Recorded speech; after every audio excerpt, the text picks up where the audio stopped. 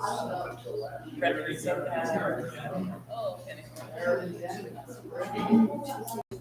Yeah, I've been to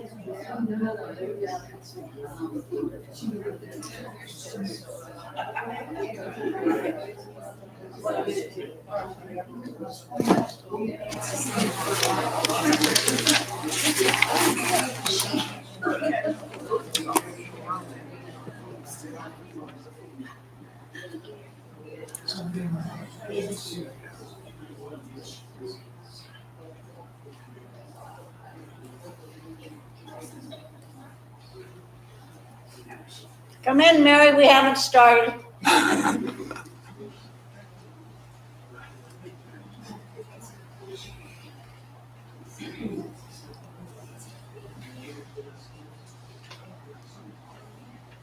I'm pleased to welcome Tim McElwee. Tim is a Manchester College graduate with degrees in peace studies and religion and philosophy. He has a Master of Divinity from Bethany Seminary and a PhD in international relations from Purdue University. Tim served for 5 years as director of the Church of the Brethren Office of Peace Building and Policy. At Manchester University, he served 4 years as campus pastor, 8 years as fundraiser, and 5 years on the faculty as director of the Peace Studies Institute.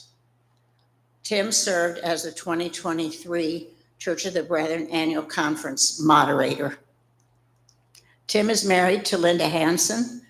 Welcome, Linda.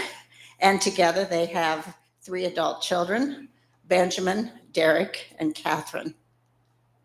We look forward to hearing from you, Tim, on the question of do we all belong, Christian nationalism, and the inclusive love of God.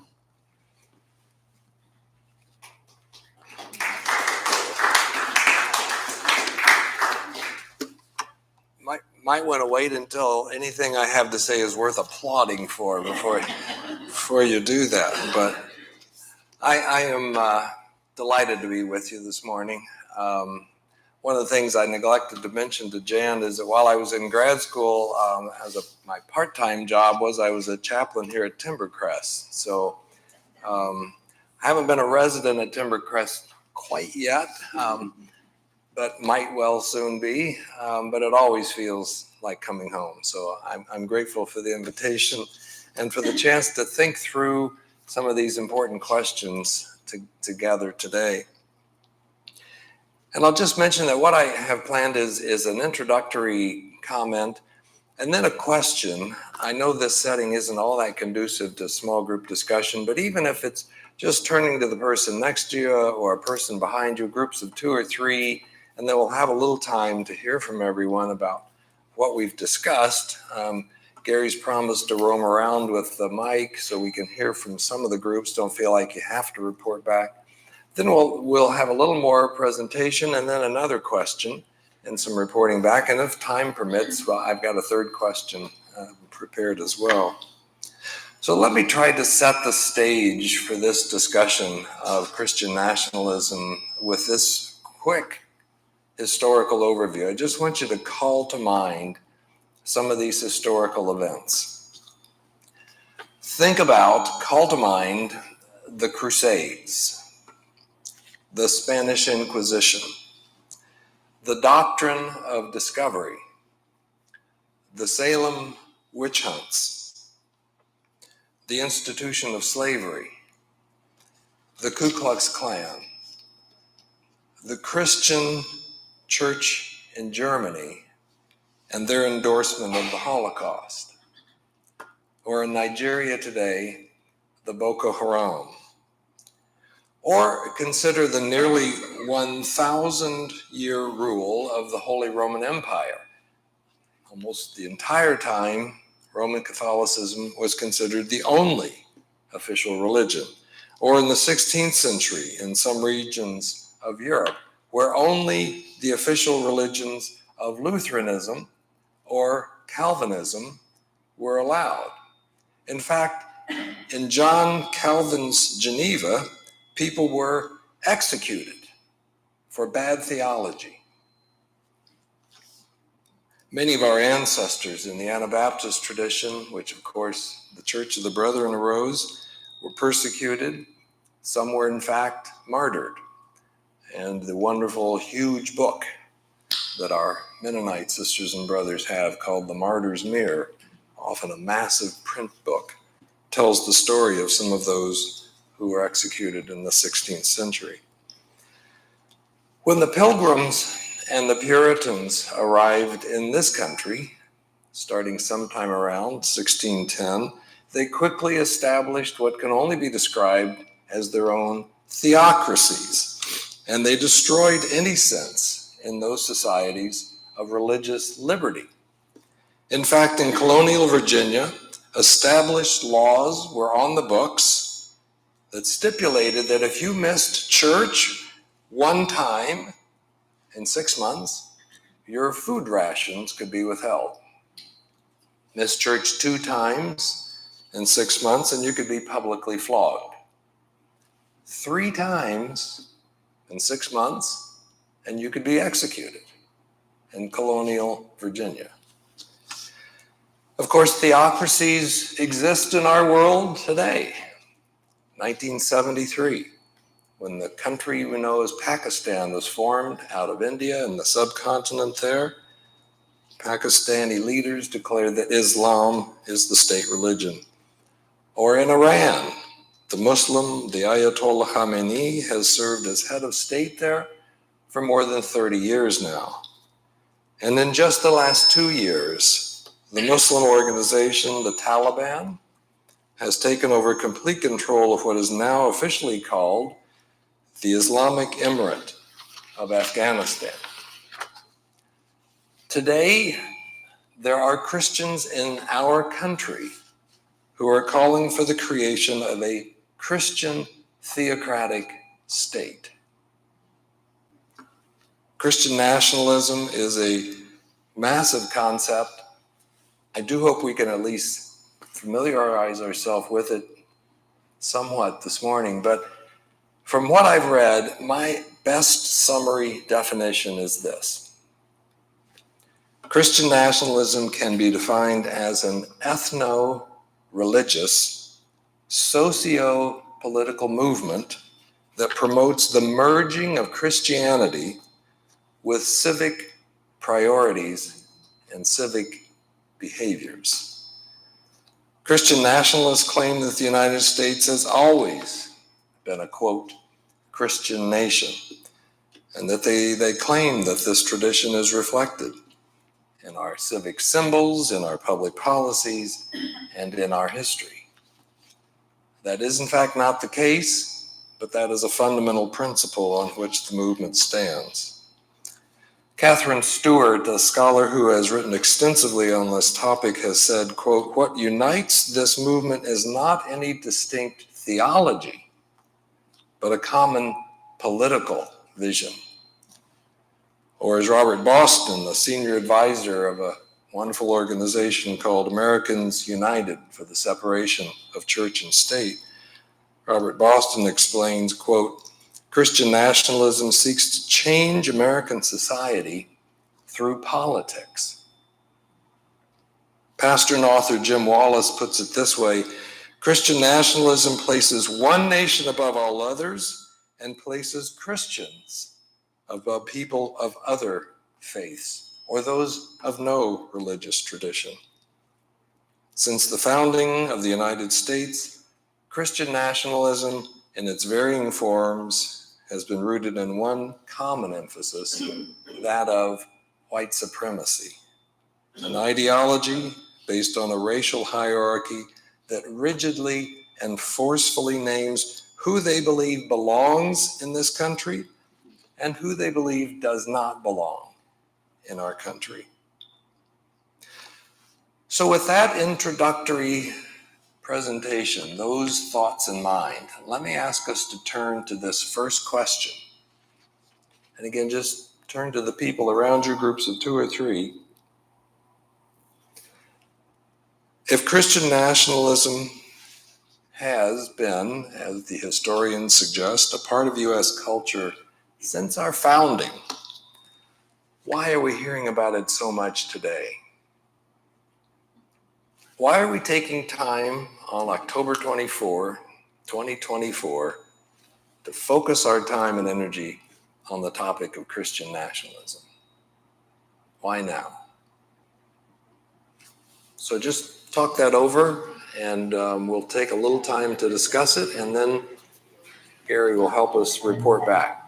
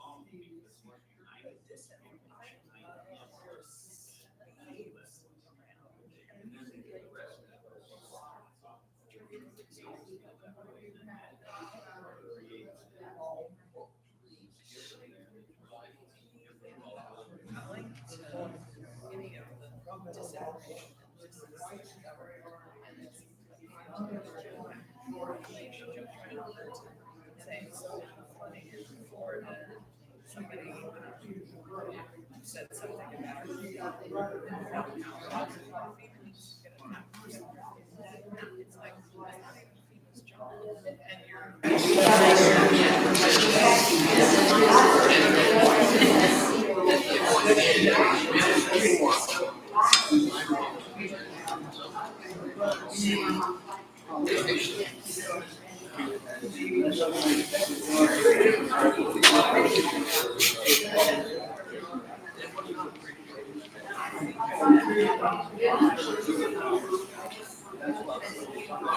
Okay, maybe we will pull back together again.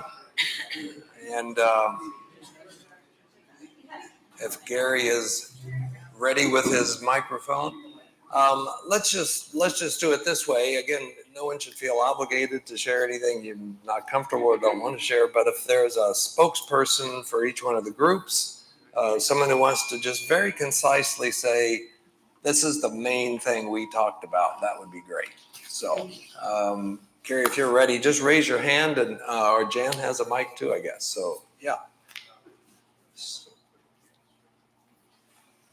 I think part of the appeal of it is it puts God on our side. If you're a Christian and God's on our side, then we've got to be right. Yeah. Okay. Somebody else. Thanks, Dean. Puts God on our side. Okay. It's a good, quick summary statement too. Thank you. Yeah. Whoever's next. We just think over the last 40 or 50 years, there have been changes in terms of how people perceive the U.S. and that abortion has played a role in that, and race has played a major role in that, to me, that's how Christian nationalism has been born and moved forward. Okay. Thanks, Jack. Yeah. And you're right. Jerry Falwell in 73 really is one of the places that a lot of people look to with that strong emphasis on abortion. Yep. That's a big one. Who else?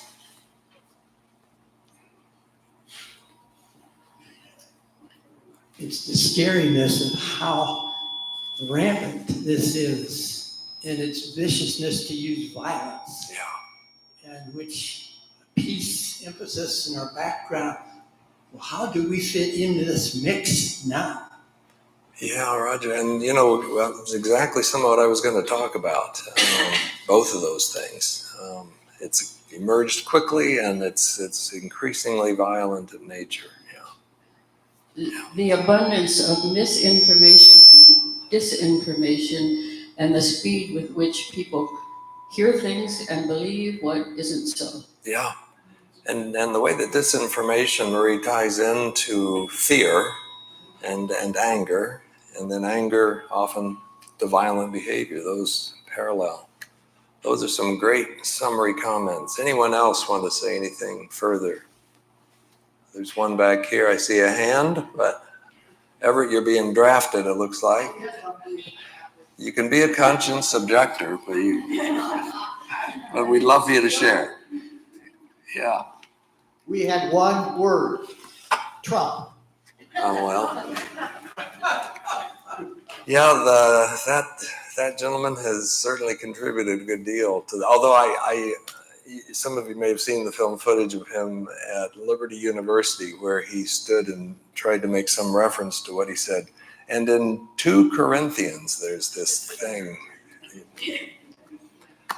Yeah, that's a major piece of it. I do feel compelled to say, as I did when we were working on this topic in Manchester Church, the All Things Considered class, and that's to just make the public confession. It's nothing unique, it's not new to me, but I think it needs to be said.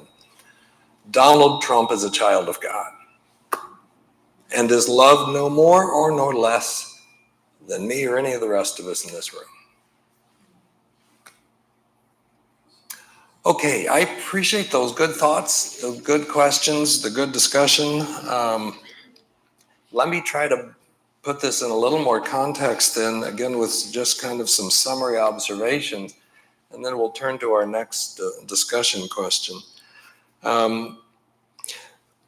As scholars have tried to sort out answers to this question, why now?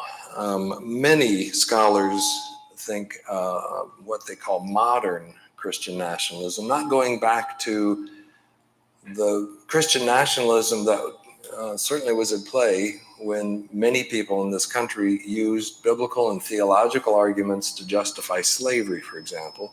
Just going back a few decades, many scholars say now that Christian nationalism was really born out of the fight against desegregating our schools. And one of the classic examples that's often lifted up is from the Christian Evangelical College University, Bob Jones University in South Carolina, who consistently denied admission to Black applicants and especially refused to admit anyone into Bob Jones University who advocated for interracial dating. Eventually led to a Supreme Court case, which they lost. They either could have persisted and had no federal funding, or they could change their policies. And over the course of the next several years, that's what Bob Jones University did. But it wasn't, of course, just at the university level. We saw that acted out at the elementary school, the high school level as well. All of us can call to mind the film footage in Little Rock, Arkansas, for example, of the need to bring in the National Guard in order to actually facilitate the integration of public schools. Central High, for example, in Little Rock, Arkansas.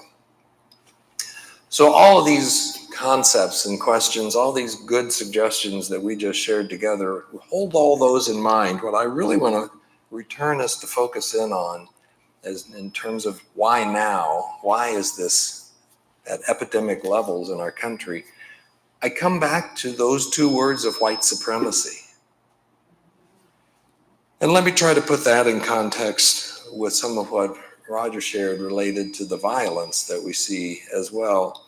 A scholar by the name of Robert Pape, P-A-P-E, who is well known for his cutting edge work for decades now on terrorism, mostly international terrorism, but domestic terrorism as well.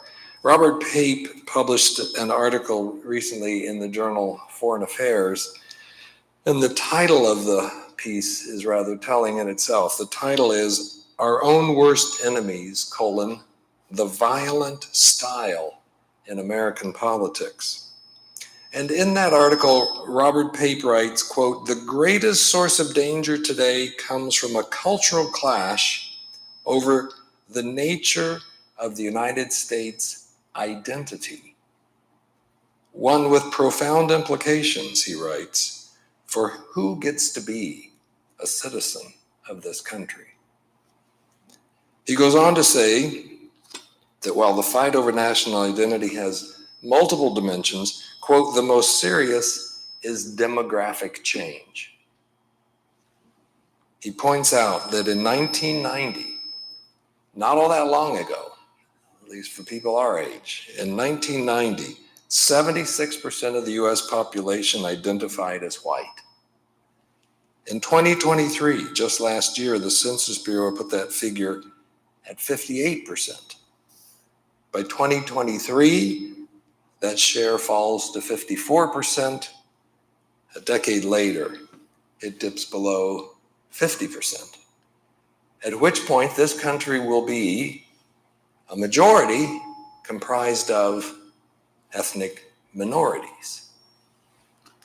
And Robert Pape concludes this part of his article with this observation: "These demographic changes taking place in the United States today have, quote, led to rising anger among conservatives, many of whom see increased ethnic diversity as an existential threat to their way of life." These sentiments correspond to the majority of the central beliefs held by many Christian nationalists, which are white supremacy, authoritarianism, patriarchy, and nativism, the belief that native-born people are somehow more valuable than others. And these beliefs then undergird the goals of many Christian nationalists as they seek abortion bans in all instances, fundamental Christianity in our public schools, taking place, as you may have seen in Oklahoma right now, with the governor enforcing that practice, an end to all LGBTQ rights, book and various forms of the arts being banned, the effort to make the United States a fundamentalist Christian nation, and the effort to dismantle all concepts of secular government and the separation of church and state.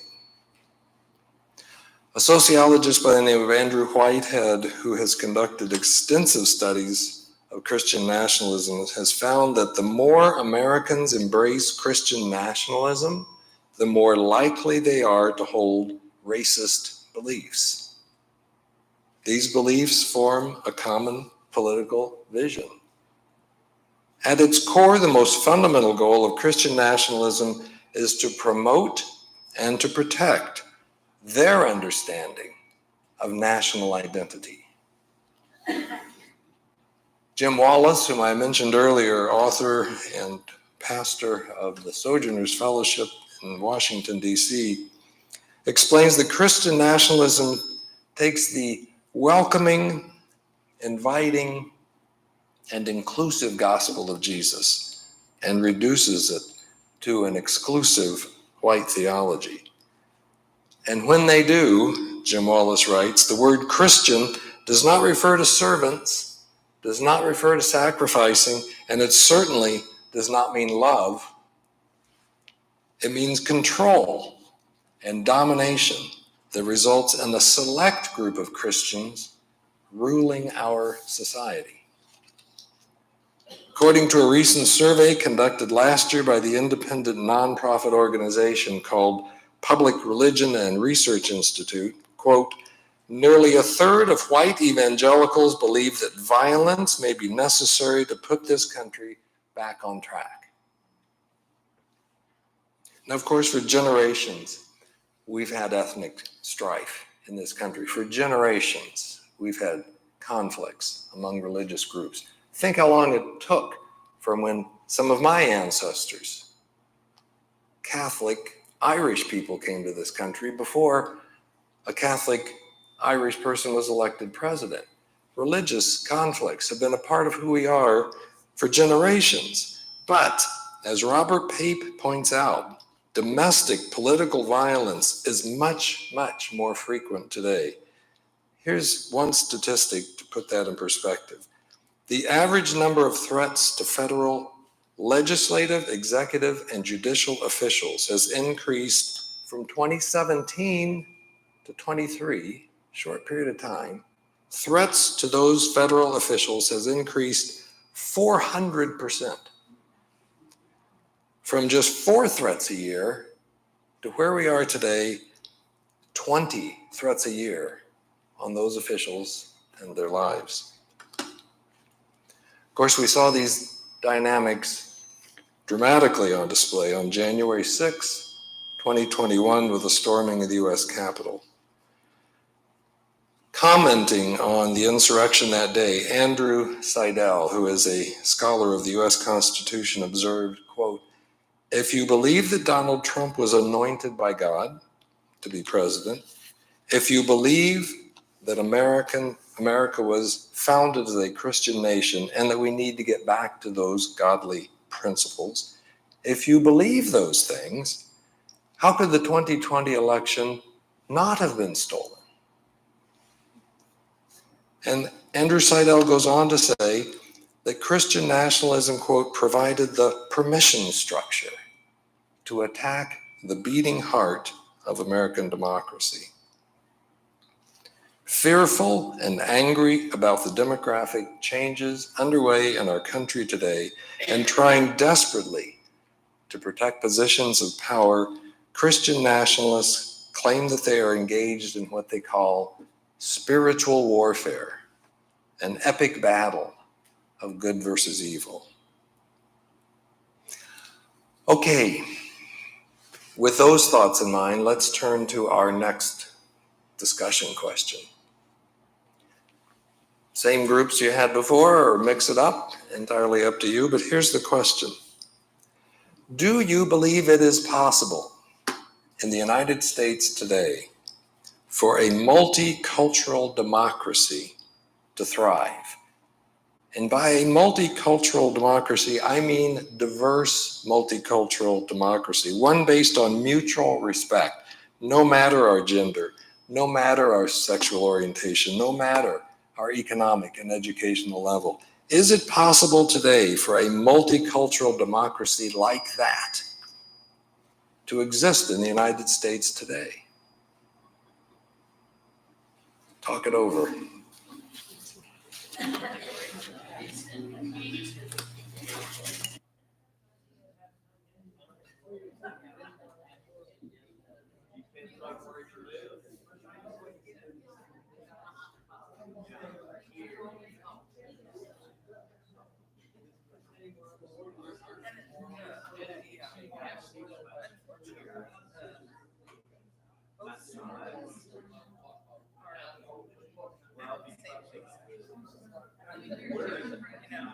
It's really a circle. And so you get one more conservative being back here in the back, and you're the same.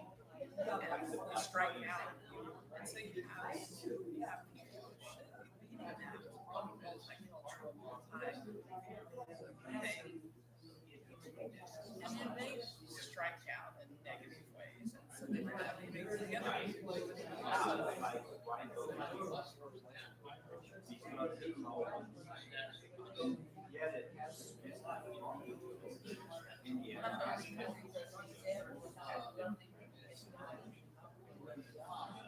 Yes.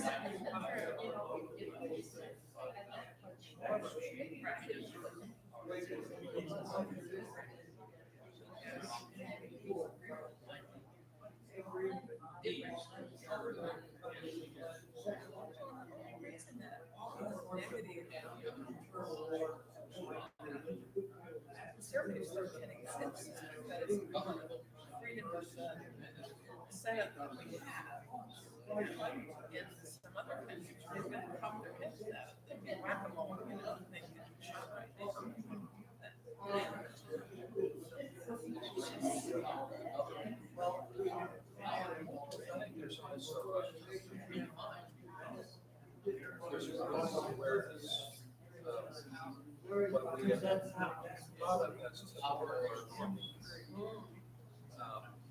that we've lived with and have been ignorant of some of the darker trends in our society.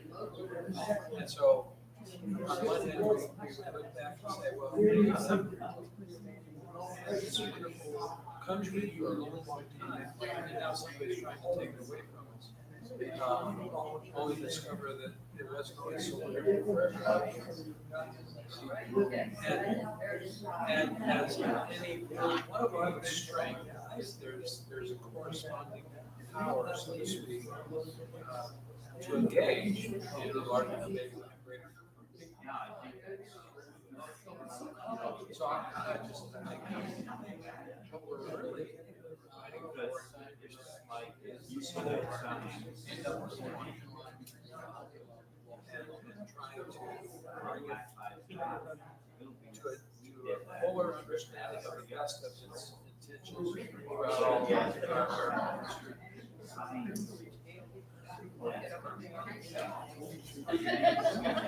I don't think I can say it all again.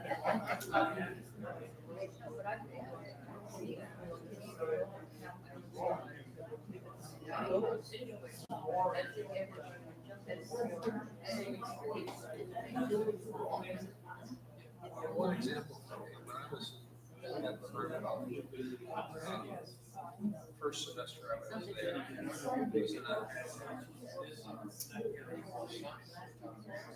when I was in the class, attending a class that's called, anyway, for me, the Watts riot was something that I saw on television and tried to perceive. And in that class, there were young kids there who grew up there. And, we're somehow either participating or involved by all of these events. And it's like, suddenly I felt so,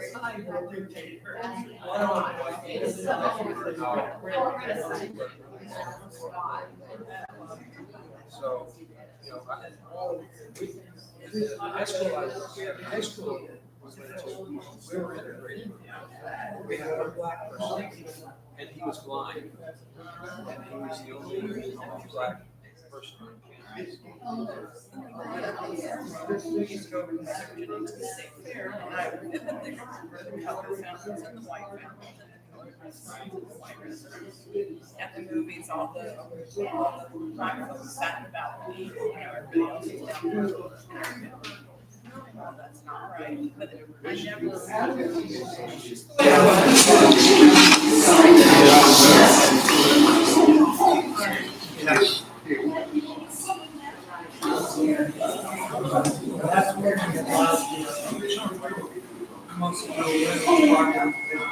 Okay, maybe we'll pull it back together again and hear from some of you on these questions.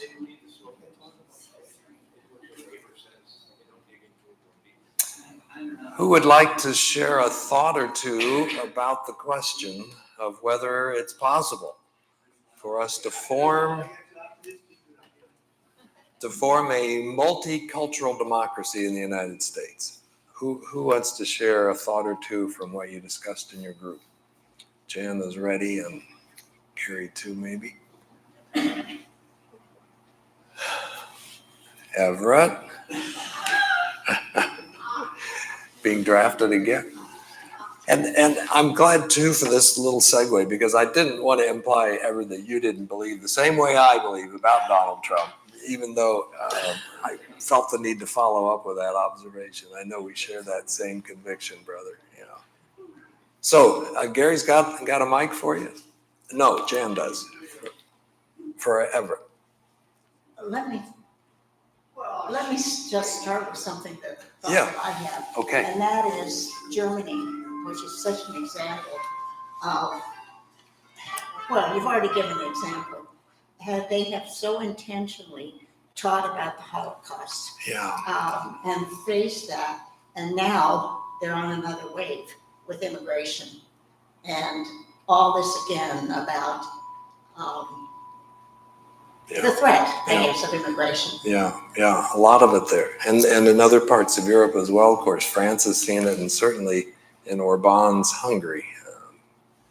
So, Everett, and then we'll hear from others. We all came to the decision, it's possible, but to thrive is another whole area. In that it will take a process as far as for it to happen. And if we take, I'm pulling it out as far as if we take history as an example, what happened in Rwanda, Cambodia, Eastern Europe, it comes to violence more often than not, because we as humans see that's the way to solve things. Yeah, it's a huge challenge. I mean, even Mahatma Gandhi, he was heartbroken at the decision of his Muslim brothers to separate out, and at that point in time in 49 to form East and West Pakistan, because they couldn't integrate based on those religious conflicts. It's a hugely challenging problem, but it happens. As a matter of fact, it's happening here today, right? I mean, there are examples we could lift up in our communities where people are getting along with one another, even when we have different ethnic backgrounds and different religious traditions. But your point's well taken. It's a huge challenge. Yes, I'm sorry. It's another way to take it this way.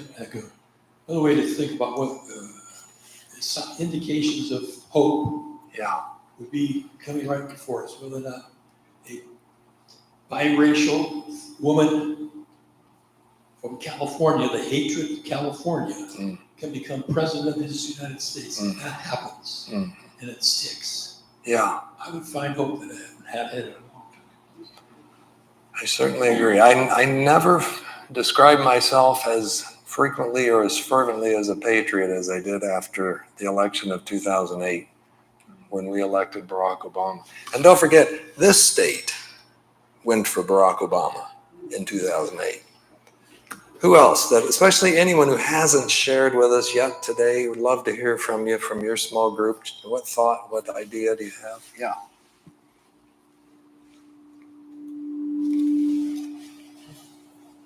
I think that's the only way democracy is going to thrive here, is multinational. Yeah. Meaning Otherwise, it's going to be under authoritarian control and is not going to be democracy. Yeah, yeah. And unfortunately, as we said, we've seen examples of that happening in various parts of the world. Erdogan's Turkey, as I mentioned, Orban's Hungary. Yeah, yeah. What else? Who else? Anyone over from this large cluster over here have a thought they want to share? Anyone want to draft a sister or brother to share? Okay.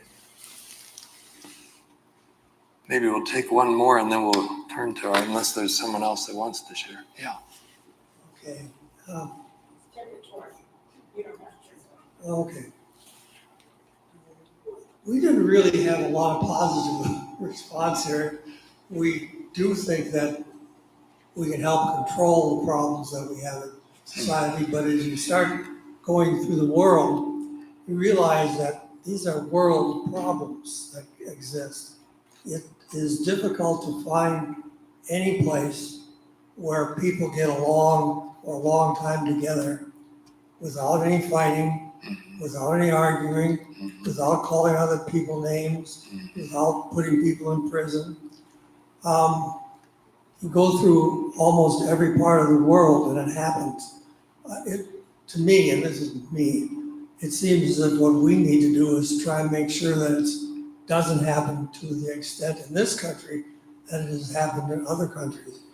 And for that, I will say I'm strongly against electing as one of our candidates right now, because I think he's fake, and I think he's calling himself a Christian, where he doesn't even know what Christianity means, I don't think. And he talks about getting along with each other, and yet he also talks about jailing his enemies the first day in office.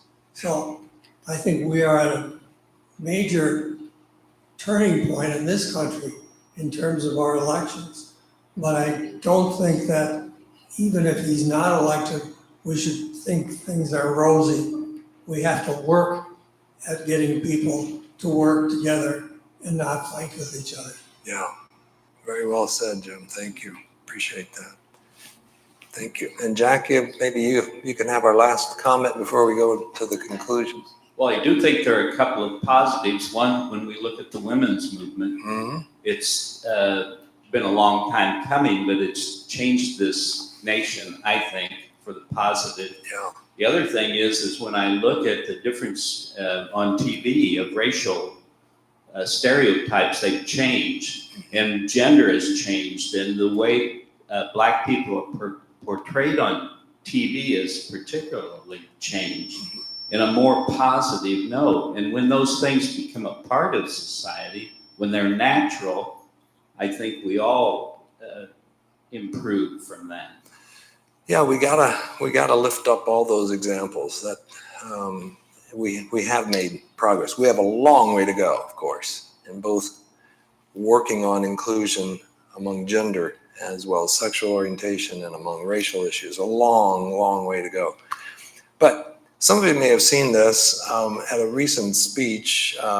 Vice President Harris quoted the 1972 Democratic candidate for president, Shirley Chisholm, a Black woman from Texas who ran for president, who at one point said, "I stand before you as a candidate for the US president. I do not stand before you as a Black person.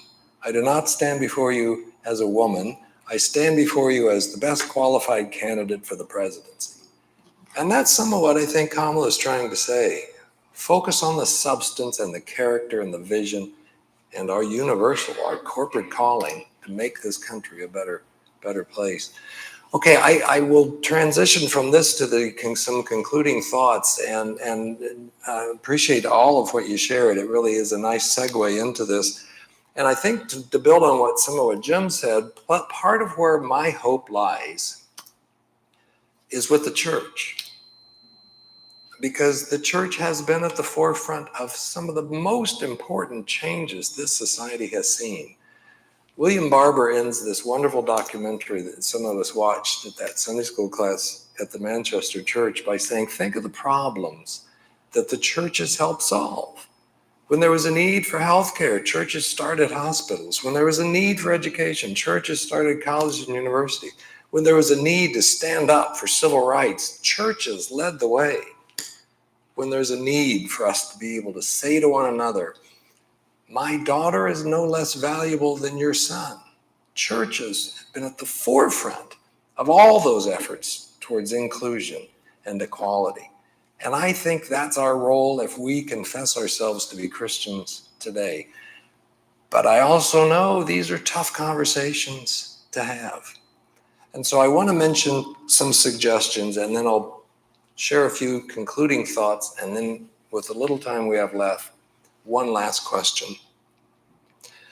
I've mentioned Jim Wallace, and he's been working with Jamar Tisby, a brilliant Black scholar, and several other clergy in the last few months to put together what is called the Christian Faith and Democracy document. And that document summons all of us to be courageous enough to engage in what they call difficult faith conversations. And it concludes with this thought. They write, our pastoral advice is to go deeper than politics, go to theology, and ask with one another questions like these. What do we really believe? What do we share in common among our beliefs? What does the Bible say and our deep and different Christian traditions teach us about these concerns? And what did Jesus say and mean? And how do we act in obedience to Christ in faithful discipleship in such a time as this? So let me try to pull this together with a few quotes that I think are as helpful as any that I've come across. Years ago, I guess 20 years ago, it's kind of stunning to think about, when I was teaching a class at Manchester called Religions and War. I read a book written by a Baptist minister and a scholar of interreligious dialogue, a man by the name of Charles Kimball, who wrote a book entitled When Religion Becomes Evil. And Charles Kimball makes this concluding statement: whatever religious people may say about their love of God or the mandates of their religion, when their behavior toward others is violent and destructive, when it causes suffering among their neighbors, you can be sure that religion has been corrupted and reform is desperately needed. And from the film I mentioned that we watched in the All Things Considered Sunday School class, a man named Reza Aslan, who is a sociologist of world religions, talking about this country, makes this profound point when he states, however you think about this country, the one thing that cannot be denied, that is at the heart of the very idea of this country, is pluralism. Our motto is e pluribus unum, out of the many, one. And Aslan goes on to say the biggest sin of Christian nationalism is that it sees pluralism as weakness and not what it is, which is the very foundation of what it means to be American. And a last quote from one of my very favorites, the former pastor of the Riverside Church in New York City, William Sloane Coffin. William Sloane Coffin, who once said, the challenge today, and it was true when he wrote these words in the 1990s, the challenge today is to seek unity that celebrates diversity, to unite the particular with the universal, to recognize the need for roots while insisting that the point of roots is to put forth branches. So I think we do have time for one last question, maybe a brief time, but I want to set the stage for that question with this. I believe that Jesus calls us to welcome and to love the stranger in our midst. And to honor that calling, Jim Wallace suggests that one way to overcome the hatred and violence of the racist, xenophobic, and the us-them mentality is what he calls a theology of proximity. Wallace writes, getting to know real people and hearing their stories and learning to know their children is what always changes hearts and minds. So here's my question for you.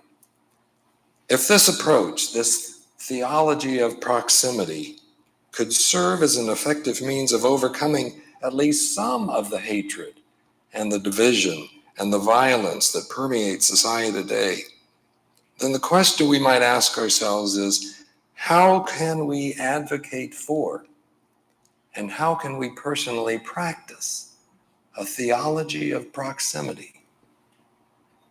What does that look like? How can the church lead in that effort?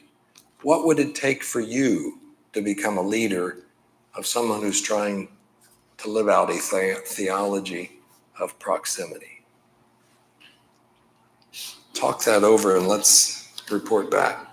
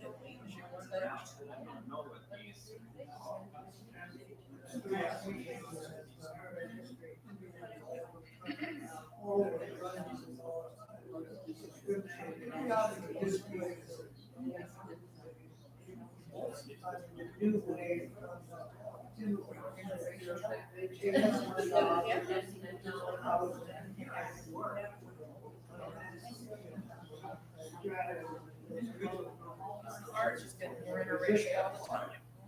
It's amazing. Yeah.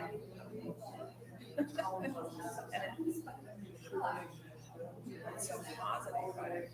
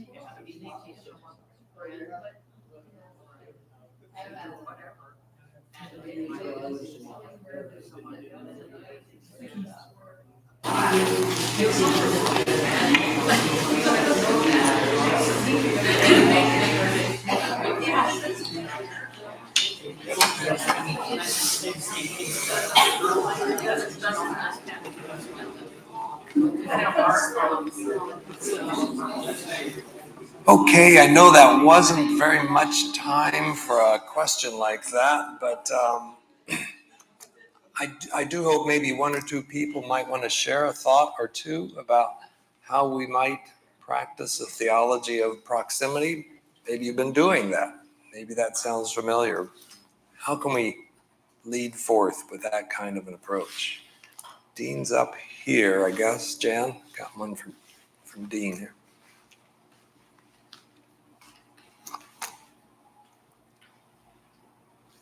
When we hear that, we usually think of how can we draw somebody in? Yeah. But I was mentioning, maybe it's us, we should be going out. Yeah, it's a really good point, isn't it? Yeah. Think of the difference between when you're a guest. The response was that we oftentimes think about practicing the theology of proximity by going out to the others, but maybe we need to invite them in. And I was saying, think of the difference between when you have someone over at your home where you're in charge and you're the host, as opposed to you're on someone else's ground, their turf and their practices. So what we can learn from that, I think, is fundamental and very important. Yeah. What else? One other comment maybe, and we'll have to wrap up. Someone else want to, especially someone who hasn't yet shared a thought with us.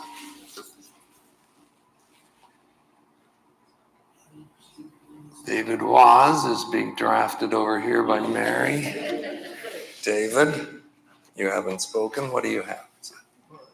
We've been talking here a little bit about the fact that America has always discriminated against the new people. New people. That is, they are the ones, the Italians, the Irish, the Germans, as they come, they take the housing of the lowest class. Yeah. And it's what we are experiencing right now with Mr. Trump. Yes. Is the fact that he categorizes the new people who come as rapists, so that undergirds what we have gone through in America for a long time. Yeah. So it's not just a current situation, it's a historic relationship between upper class. Yeah. It's a tragic part of our legacy, isn't it? The other, and the newcomer as the other is reviled, and we're taught someone to be feared. Down a way to bridge that. Yeah. Even inviting somebody of another religion or another ethnicity into the church. Yeah. You go to a church to be comfortable. Mm. And it's the hymns and the words and the procedures are uncomfortable. The idea of merging is very complex. Yeah. Yeah, again, that's why scholars like Robert Pape talk about demographic change, the number one danger, that is causing some. But again, this country did elect John Kennedy, an Irish Catholic. We did elect Barack Obama. I want to hope and believe, we're about to elect a biracial woman as our president. So I don't disagree, David, but I want to hang on to every ounce of optimism and hope I can about some of the best that we have practiced despite that tragic legacy. Okay, we really are about out of time, but I can't leave without at least suggesting that if you want to dig deeper, if you want to work on this issue anymore, if you want to particularly try to fortify what you want to share with others on this topic, 3 wonderful organizations you can turn to. One of them is called, kind of an easy name to remember, Christians Against Christian Nationalism. And another one I mentioned earlier, Americans United for Separation of Church and State. It's an outstanding organization. It's been around for decades. And another one that's been around just for maybe 5-6 years, but also leading the way on this and very helpful.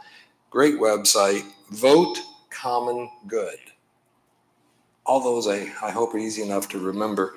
And some organizations you can look to and maybe get further involved. So I thank you again for your good thoughts, for our time together, for the chance to wrestle with these tough conversations together today, and wish you well as you pursue this going forth. Thank you.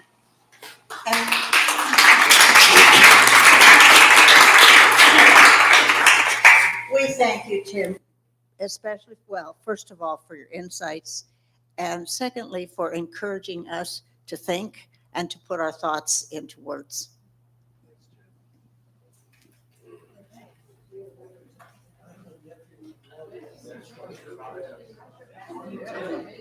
Onward and upward. Do your best.